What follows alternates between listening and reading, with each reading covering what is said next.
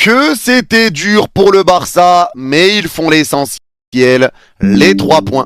Salut les fraudes, j'espère que vous allez bien. On se retrouve pour une nouvelle vidéo débrief du match entre le FC Barcelone et le Rayo Vallecano. Victoire 1-0 du FC Barcelone dans la douleur. Un match très dur pour le Barça, mais c'est encore une fois l'enchaînement de matchs qui a été dur et tu l'as vu aujourd'hui, les joueurs étaient carbonisé. Sans compter que c'était un match à 14h et tu sais que quand le Barça joue à ces heures-là, c'est des matchs qui sont durs en général et que tu affrontes en plus le Rayo, une équipe qui est tout le temps compliquée à jouer. Tu avais fait match nul chez elle, le Rayo qui est une équipe européenne et qui est qualifiée pour les quarts de finale de la Conference League. Tu sais que tu avais quand même une belle équipe en face de toi, une équipe qui joue très bien tactiquement et tu l'as vu aujourd'hui. Le Rayo arrivait à se placer en 3 défenseurs et à jouer assez haut, comme ils arrivaient à se mettre en bloc bas et à se replacer en 5 défenseurs très rapidement. Ils arrivent à changer de système très vite le Rayo et à se replacer très vite. Et c'est ce qui complique la tâche pour le Barça pour se créer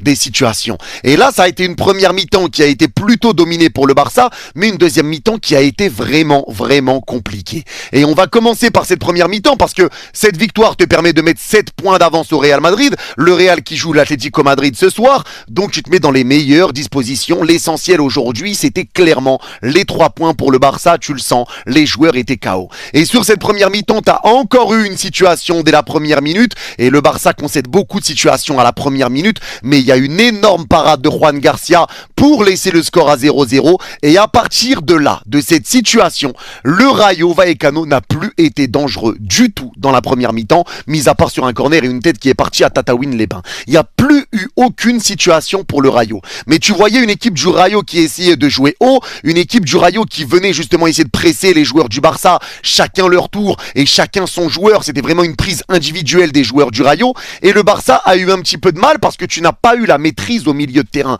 Et cette maîtrise du milieu de terrain, elle s'explique par le fait que Bernal, je trouve que ça n'a pas été aujourd'hui pour aider Pedri. Ça a été compliqué pour Pedri aujourd'hui avec des pertes de balles et avec des passes qui étaient un petit peu ratées. C'est clairement un match qui n'était pas dingue pour Pedri aujourd'hui, mais un Pedri qui n'était pas aidé parce que Bernal aujourd'hui ne lui apporte strictement rien. Et il va falloir que les joueurs au milieu de terrain retrouvent des couleurs parce que Pedri ne peut pas tout faire tout seul. Et c'est très simple, tu l'as vu aujourd'hui. Quand le Barça était haut dans la moitié de terrain du Rayo Vallecano, les joueurs du Rayo étaient en place, il n'y avait pas de pressing, ils attendaient que les joueurs du Barça avancent pour justement les prendre à 2 ou à 3, ils laissaient les joueurs du Barça venir se confronter au mur du Rayo très bas, mais quand Pedri touchait la balle, il y avait 2 joueurs qui sortaient sur lui. Il y avait un plan du Rayo qui était là pour Pedri. Dès que Pedri touchait le ballon, 2 joueurs sortaient. Dès que Pedri lâchait la balle, les joueurs reculaient et laissaient les joueurs du Barça au milieu de terrain et ils attendaient qu'ils avancent. Mais dès que Pedri touchait, là il y avait une alerte et là il y avait une stratégie sur lui avec une prise à 2.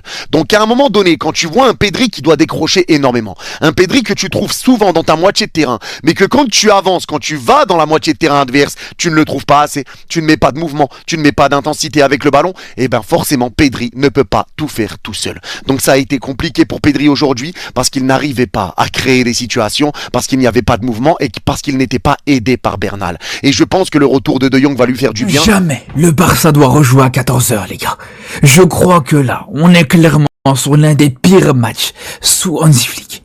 Même sur certaines défaites du Barça, je pense à la défaite contre la Real Sociedad, je pense à certaines défaites contre l'Atlético la saison dernière, etc. Je vous le dis, les frères, on a fait des meilleurs matchs. On a été meilleurs que ça. Parce que là, les gars, le niveau aujourd'hui qui a été proposé, c'était catastrophique. Alors attention, hein, à aucun moment, je dis que l'horaire du match, c'est une excuse.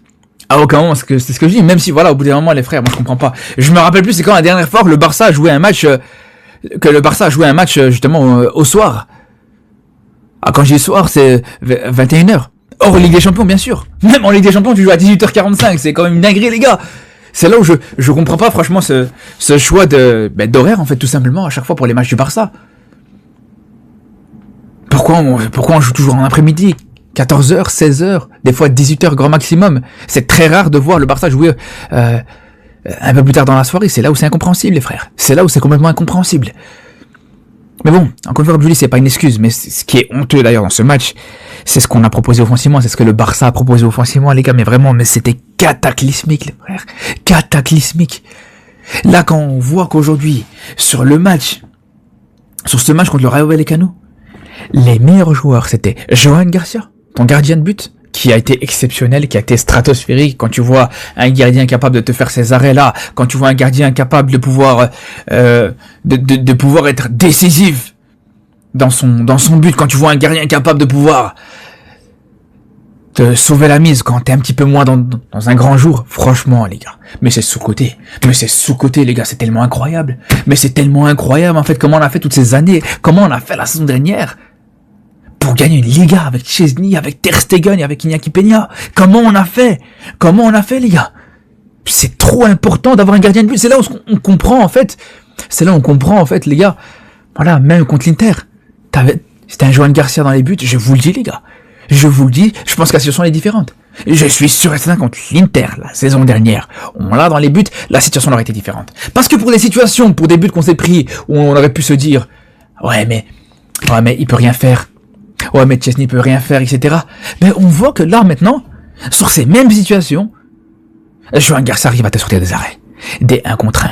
Il arrive à te gagner des 1 contre 1, des 3 contre 1, des 4 contre 1, c'est ça qui est incroyable. Et je pense qu'aujourd'hui, ce qui est intéressant avec Johan Garcia, c'est que son jeu est totalement compatible au Barça d'Hansi Flick. Parce que voilà, cette défense haute qui sera là et qui restera là du côté du Barça, sous Hansi Flick, ça restera pendant très longtemps. Ça, c'est une réalité. Alors, l'avantage de cette défense haute, c'est que ça te permet d'être très bon offensivement, impactant offensivement. Bon, ça s'est pas fait aujourd'hui, ça s'est pas vu du tout aujourd'hui, mais voilà, comme on voit contre Newcastle, comme on voit globalement l'attaque du Barça plutôt cette saison, qui est justement devant le Real Madrid, largement devant le Real Madrid, la meilleure attaque d'Espagne déjà pour commencer, et l'une des meilleures attaques d'Europe, en fait, tout simplement. Sans même avoir de vrais neufs, dites-vous les gars, sans même avoir de vrais neufs, un neuf consistant, t'as une attaque extraordinaire, mais c'est encore une fois grâce à cette défense haute, et c'est là où je reviens à Johan Garcia. Le Real, mais regardez-moi ça s'il vous plaît, c'est la seule raison pour laquelle le Barça est encore en vie. Sans compter ça, mais ça c'est encore autre chose, voilà. À quelques minutes de la fin du match, il n'y a pas hors-jeu. Le Rayo Vallecano se retrouve sur une offensive avec 4 joueurs. Dites-vous qu'il reste que le gardien du Barça à passer. Il a tellement tardé le type, il a fait remonter tout le bloc du Barça pour envoyer ce vieux tir-là. Bien que nous n'enlevons rien à la performance de ce type, qui durant tout le match a permis au Barça de tenir debout. À multiples occasions, lors de 1 vs 1, des ballons qui dévient à la dernière seconde. Il a tellement changé la vie du Barça pour 25 millions. Combien de tirs ici un Ter Stegen aurait facilement accepté? Il m'a dégoûté durant ce match les gars. Mais pas plus que ses joueurs, voilà. Si ça aurait été le Real, qu'est-ce qu'il nous aurait allumé? Il aurait tiré de là, ça aurait été le Real, il aurait tiré de là. Mais quand c'est le Barça, faut les laisser en vie, hein. Ça fait des photos avec eux carrément. Voilà, ça fait des photos avec eux. C'est pas fini. Ne croyez même pas que c'est... Vous gagnez les 3 points aujourd'hui, il n'y a pas de souci. Ce n'est pas fini. Ce soir, on prend les 3 points contre l'Atlético Madrid et on va se retrouver dans tous les cas. J'ai trop la haine, c'était facilement match nul aujourd'hui. Et ben voilà, on est foutu. Le Barça vient tout simplement de foutre le Real Madrid dans la merde sans forcer en plus de ça. Parce qu'avec cette victoire face au Rayo Vallecano, le Real Madrid est encore plus obligé de gagner face à l'Atlético. Et je rappelle juste pour ceux qui auraient oublié que le Real Madrid lors des 6 dernières rencontres face à l'Atlético, on n'a gagné aucun match. Vous sentez maintenant de quelle merde je parle? Ça va vraiment être chaud. Le Rayo Vallecano aujourd'hui, on n'a même pas pu compter sur eux. En première mi-temps, ils ont joué seulement 50 secondes. Après cette grosse occasion qu'ils ont obtenue en début de match, c'est terminé. On les a plus vus. Et d'ailleurs, très gros match de Johan Garcia aujourd'hui encore une fois qui a sauvé le Barça. Avec tous les énormes arrêts qu'il a fait aujourd'hui là, sans lui, le Barça aurait pris plusieurs buts. Lui qui en première mi-temps a montré un signe de blessure, moi je pense que c'est la fatigue qui s'accumule. Au final c'était plus de peur que de mal parce que le fumeur lui il était déjà prêt. Le Barça aujourd'hui comme vous avez pu le voir n'était pas au meilleur de son niveau. Ça se voit que les joueurs ne forçaient pas tant que ça, même le milieu était un peu mou. Pedri par exemple, même si sur ce match là il a été meilleur que Bernal et Firmin Lopez, je l'ai trouvé quand même moins bon que d'habitude. Il perdait trop de ballons, il avait beaucoup de mal avec les prises à 2. Rafinha c'est pareil, beaucoup trop de ratés sur ce match. À la 19e minute par exemple, regardez ce qu'il rate. 1 contre 1 face au gardien, il le place mal. Et là c'est une autre occasion à la 22e minute. Lamine Yamal qui encore une fois lui déclenche un extérieur de malade mental. Rafinha reçoit le ballon et malheureusement pour lui fait une mauvaise prise. Malgré ça le ballon a quand même failli rentrer. Heureusement pour le Rayo Vallecano que le gardien l'a repoussé. Et encore une fois le plus gros fantôme de ce match, devinez c'était qui? Batman. Totalement transparent, carrément à la mi-temps, Hansi Flick a été obligé de le sortir. Et il a entré de son cousin, même père, même mère. Comment parler de ce match là sans parler des décisions arbitrales bizarres? Il y avait pénalty sur Lamine Yamal ici. Et même le Rayo Vallecano aussi méritait d'obtenir un pénalty à un moment. Et je sais pas pourquoi, l'arbitre n'a pas sifflé.